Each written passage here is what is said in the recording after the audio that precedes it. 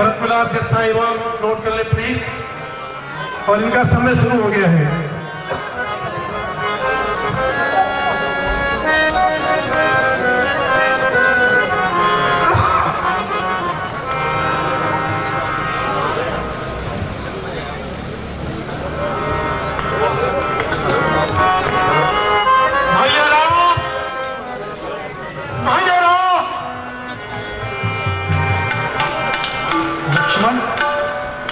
मैंने कुछ भी अनुचित नहीं किया है और मैंने आपसे कोई प्रश्न नहीं किया। मैंने कभी स्वप्न में नहीं सोचा था कि मुझे तुम्हारे प्रश्नों के उत्तर देने होंगे।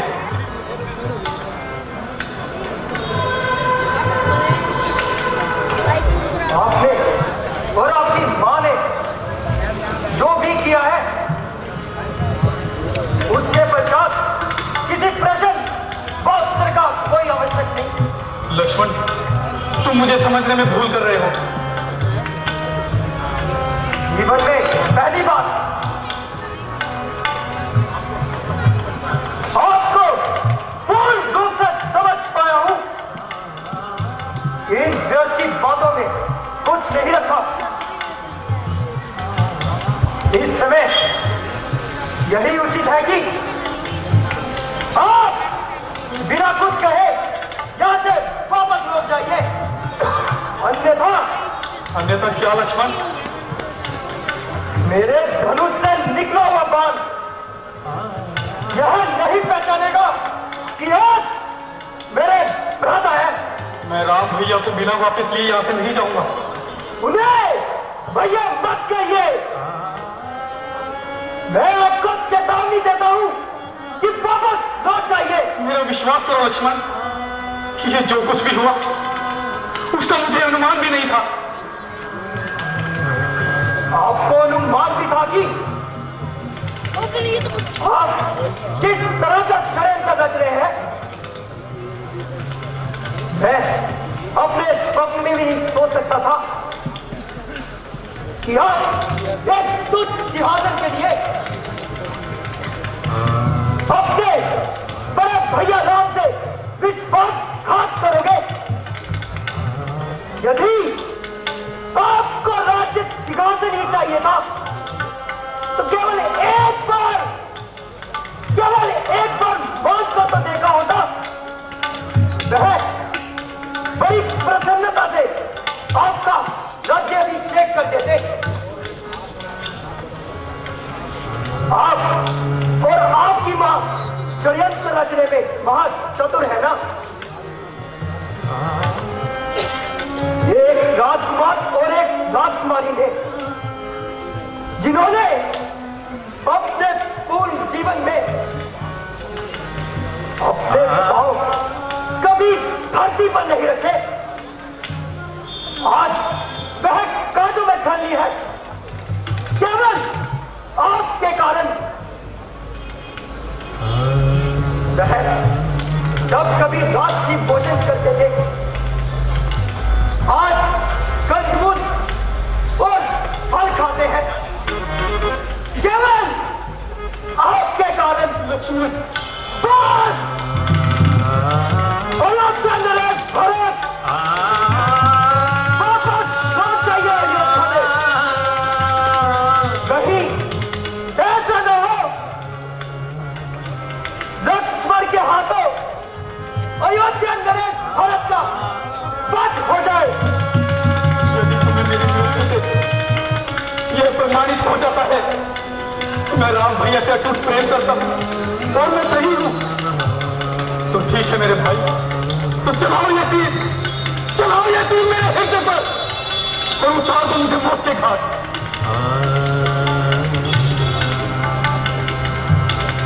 आप चाहे कोई भी मीठे वचन बोल सकते हैं परंतु मैं अपने वचनों से पीछे नहीं हटूंगा। भैया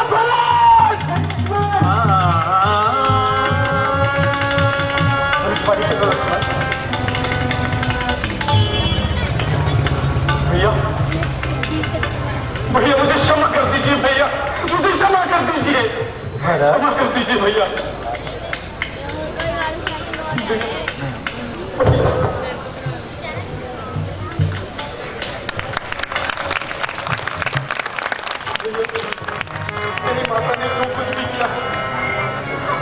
भैया आप मुझे क्षमा कर दीजिए, क्षमा कर दीजिए। भैया इनकी मीठी बातों में मत आइए। भैया लक्ष्मण मुझे समझने में भूल कर रहा है। मैं तो यहाँ अपने भैया अयोध्या के राजा श्री राम को वापस ले जाता है। अच्छा, अब आपकी मां ने मेरे भैया राम के लिए ऐसा कौन सा षड्यंत्र रचा है? देखिए भरत भैया, आपके लिए इस समय यही उचित होगा कि आप यहां से वापस चले जाइए, इससे पहले कि मैं आपको बच कर दूं। लक्ष्मण, तुम्हारी क्रोध और तुम्हारी सोच तुम्हारे ज्ञान को अपने वश में कर लिया। क्या तुम अपने बड़े भाई को अपनी बात कहने का भी अवसर नहीं दोगे? भैया मुझे समझ नहीं आ रहा, इनसे बातें करने में अब रही क्या गया है? पहले थोड़ा विश्राम कर लो, तत्पश्चात हम बात करेंगे। जी भैया। आओ लक्ष्मण, मुझे क्षमा कर दीजिए भैया, परंतु मैं इन अनुचित बातों में बिल्कुल रुचि नहीं लगा रहा।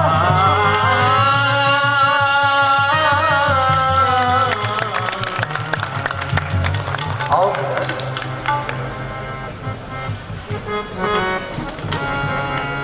बैठो।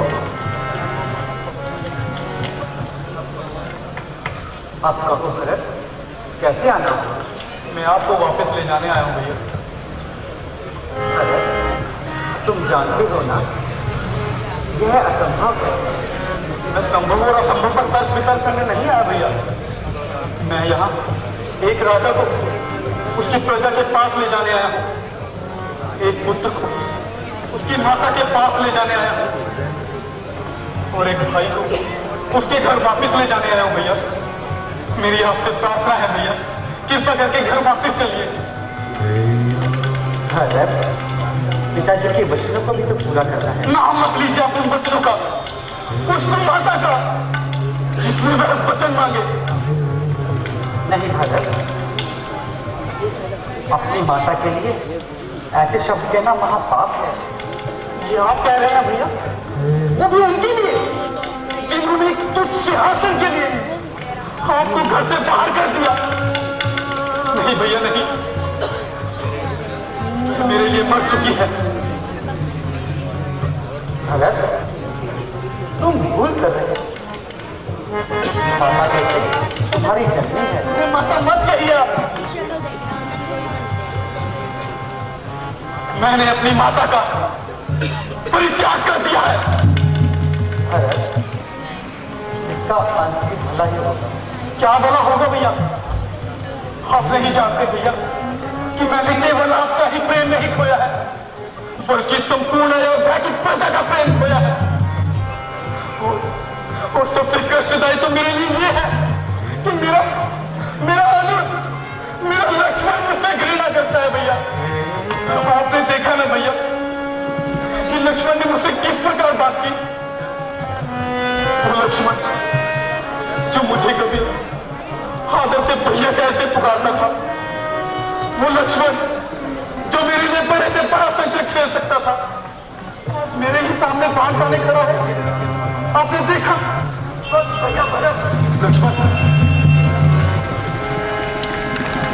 मुझे क्षमा कर दीजिए।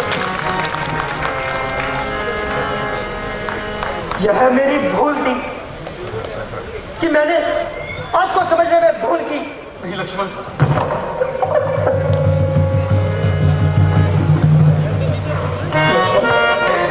तुम्हें क्षमा मांगने की आवश्यकता नहीं। बस अब आप लोग, आप सब लोग मेरे साथ घर वापस चलिए, और जो कुछ भी हुआ उसको एक पूरा स्वप्न समझकर भूल जाइए। ये स्वप्न नहीं है भरत, यह स्वप्न नहीं है, यह सत्य है।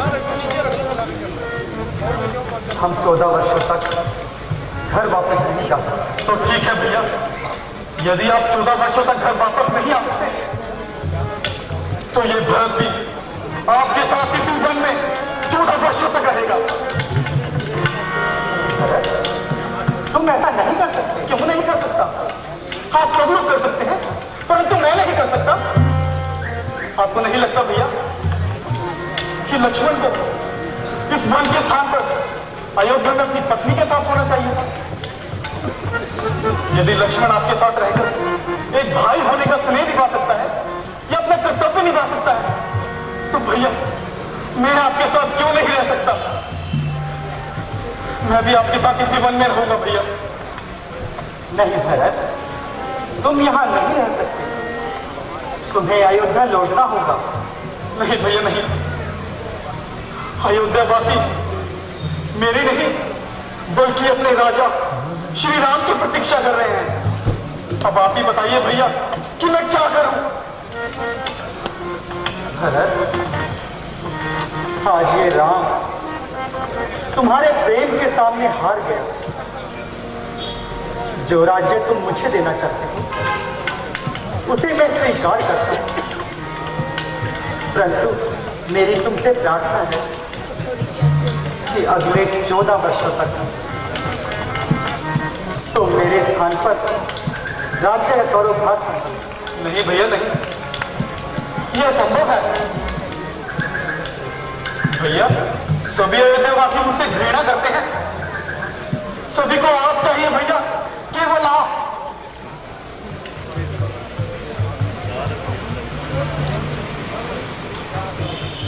भैया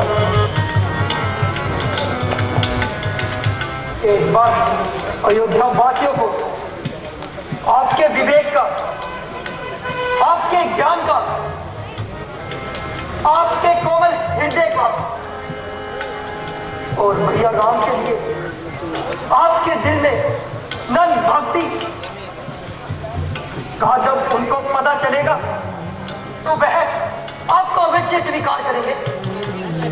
नहीं भैया राम, मैं भली भांति जानता हूं कि मैं राजा बनने योग्य नहीं हूं। तो ठीक है, जब तक वनवास की अवधि पूरी नहीं हो जाती मेरी ओर से तुम अयोध्या पर राज्य करो। हाँ भरत, सुमंत काका और गुरुदेव वशिष्ठ सब तुम्हारा मार्गदर्शन करेंगे। ठीक है भैया, यदि आप ऐसा ही चाहते तो ठीक है। मैं दशरथ पुत्र भारत ये सौगंध लेता हूं कि जब तक राम भैया 14 वर्षों का वनवास काटकर वापस नहीं आ जाते तब तक अयोध्या का राष्ट्रीय रिक्त रहेगा।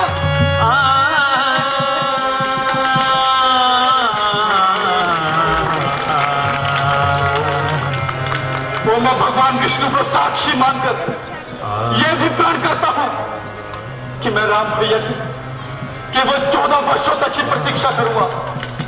14 वर्षों के पश्चात यदि एक क्षण का भी विलंब हुआ तो राम भैया अपने इस भारत की जलती हुई चिता देखेंगे।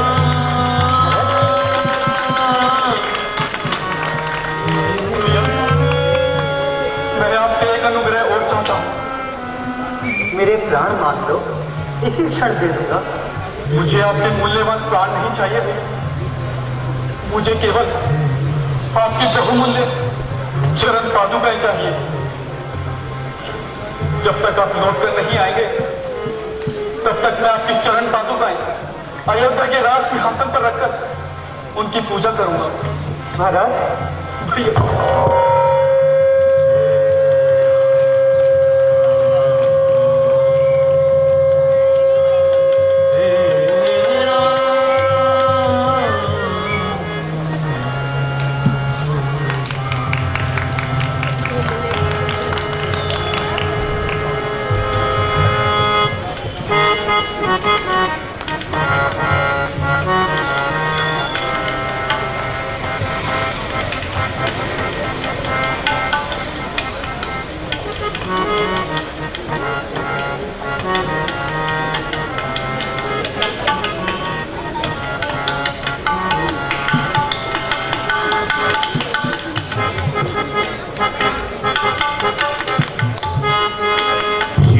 पर लेके अपनी चरण पाद का, शीश पर आज लेकर चरण पाद का, भरत भारत को लेकर निशानी चले, शीश पर आज लेकर चरण पाद का, शीश पर आज लेकर चरण पाद का, भरत भारत के लेकर निशानी चले, शीश पर आज लेकर चरण पाद का।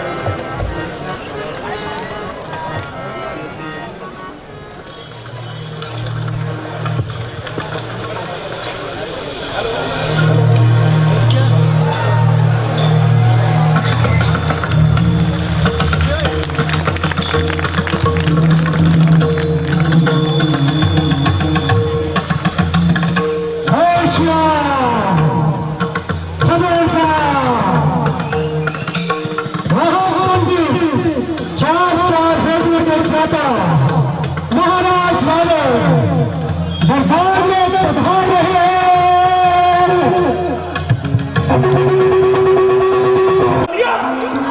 महाराज, वह देखिए सामने से इंद्रजी उसे पकड़ के जा रहे हैं।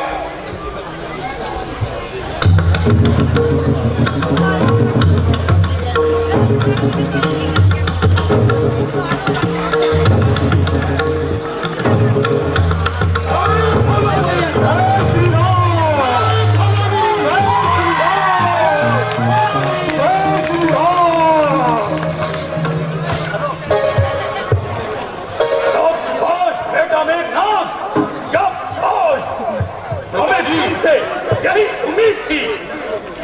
पिताश्री, अशोक वाटिका को नष्ट करने वाला और हमारे छोटे भाई अक्षय कुमार का वध करने वाला एक गुस्ताख मानवी का बच्चा आपके सम्मुख है। यदि आप हो तो इसे शेरों के पिंजरे में डाल दिया जाए या कारागार में सजा दी जाए। बहुत खूब मेघनाथ, बहुत खूब। हम इस अपराध के लिए इसे बिल्कुल दंड दिया जाए। महाराज, मृत्यु दंड देने से पहले इससे स्पष्ट जानकारी प्राप्त करना, उसके बाद ही इसे दंड देने का निर्णय कीजिए महाराज। हम तुम्हारे निर्णय की प्रशंसा करते हैं। मंत्री जी, रस की आज्ञा का पालन किया जाए। चुप क्यों है? बोलता क्यों नहीं? रुद्र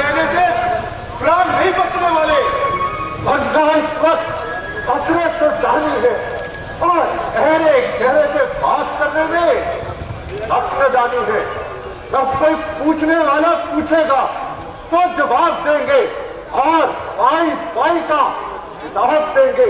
जय श्री राम, जय श्री राम, जय श्री राम। बड़ा हो शेर पिंजरे में, तो लोग भू नहीं जाती निलावर की रजा के आगे, मगर वो भू नहीं जाती। बानर, तू कौन है? कुछ अपनी बात बतला बानर। बहुत गुजारा मेरा, जाओ घरों का बतला बानर। जो लंका के राजा का जो नाम तूने कानों से सुना नहीं, जो इतना वीर और निर्दयी है, हमारे साथ जिंदा नहीं। फिर मारा अक्षय कुमार हमारा, क्यों न तेरा संहार करूं? कोई न्यायी बनकर कह दे, तुझसे कैसा व्यवहार करूं? दशमुख की प्रश्न पुस्तिका के मैं पन्ने समझे लेता हूं। पहले जो पूछा आपने उसका ही उत्तर देता हूं। जो दशरथ अजर बिहारी है, के लाते रघुकुल भूषण है, रिधि थी जिनसे स्वरूप रखा मारे जीर्णोद्धार भूषण है। अब कहीं और ध्यान दिलाता हूं कि बाहर लाए हो, मैं उन्हीं राम का सेवक हूं जिससे तुम पैर पड़ाए हो। अब सुनिए लंका आया था माता का पता लगाने को, इतने में भूख लगी मुझको, हो गया रसफल खाने को। है प्रभु जब जीव लेते हैं तो भक्त प्रसादी पाते हैं, निज धारण करने से पहले स्वामी को भोग लगाते हैं। मैंने भी श्री राम को अर्पण कर कुछ पेड़ों से फल खाए हैं, और जो खाने के लायक थे इसने वो छोड़ खाए हैं। और अक्षय वक्त का उत्तर है ये, सब तो अपना तन प्यारा है, उसने मुझे मारा तो मैंने भी उसे मारा है।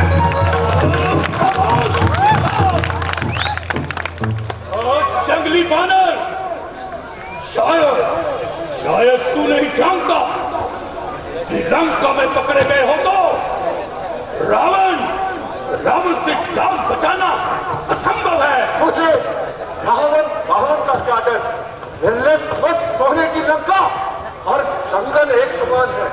कान डर के लाल पर सूरज को मुख में रख लिया, रावण जो स्वर्ग तुम्हारे पलों का छक लिया। धिक्कार है तुझ पर, उस बदमाशी का दूत बनकर यहाँ पर चला आया। अरे निर्लज, यदि तूने ये नीच और पतित कार्य करना था तो किसी राजा महाराजा के पास चलाता। उस बदमाशी का दूत बनने की तेरे मन में क्या समाई? ऊपर से बड़ी शान से कह रहा है, मैं राम का दूत हूं, राम का। राम ना हुआ कोई राजा विराज हुआ।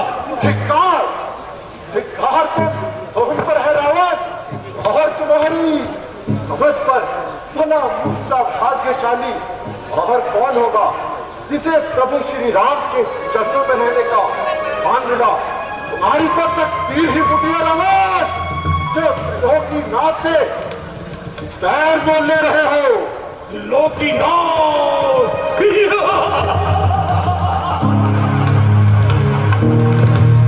लोकी नाथ।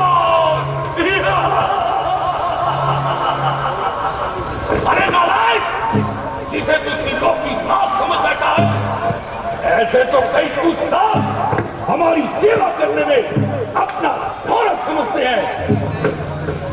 उस एक संगे को तू दिलों की नाथ कह रहा है। दिलों की नाथ तूने कानों से सुना है या कभी आंखों से भी देखा है? दिलों की नाथ का क्या देखना, और क्या सुनना। हाँ रावण, यदि तुम भी कहते हो तो चलो तीरों की नाक में दर्शन करवा देता हूँ।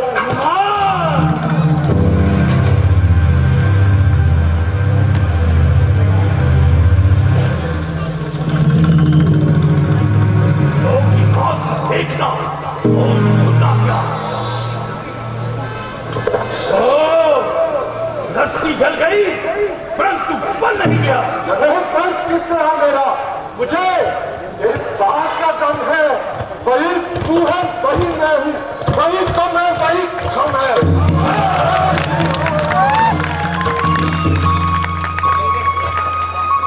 एक गुस्ताख वानर, हमें हैरानी है कि तुम मेरे हित और पति कार्य करने की जो ठानी है। अरे निर्लज, इससे तो अच्छा था कि तू चुल्लू पर पानी में डूब मरता, ताकि तेरे माता पिता को यह दिन भेजना नसीब ना होता। मैं गया था बहुत सा तुमको उठाने के लिए, वह आप ही आए थे झगड़ा सिखाने के लिए। और किस आते हैं पर आखिर